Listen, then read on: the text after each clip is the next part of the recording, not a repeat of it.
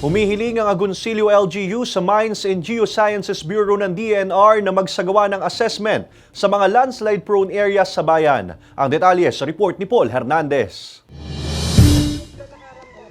Malaking aral daw para sa MDRRMO Agoncillo at mga residente sa bayan ang nangyaring landslide sa Subic, Ilaya kamakailan na resulta ng pag-uulan dala ng bagyo at habagat. 4 na buhay ang nawala dahil sa insidente. Sa datos ng tanggapan, 6 na barangay ang tinukoy na may malalaking tsansa ng pagguho ng lupa. Dumulog daw ang LGU sa Mines and Geosciences Bureau ng DNR para hingi ng preventive measures na isasagawa sa lugar. Pamamaraan para po sa mga nangyayari po at sa mga naninirahan dito.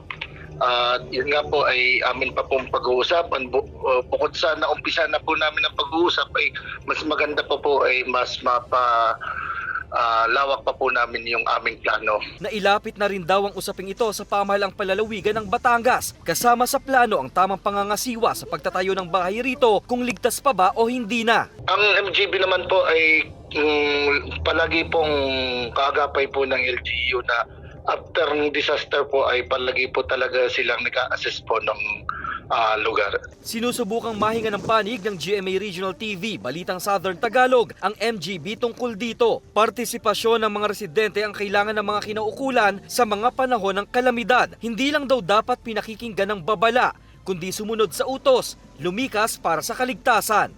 Kasama si Buhay Adante Jr., Paul Hernandez, Balitang Southern Tagalog.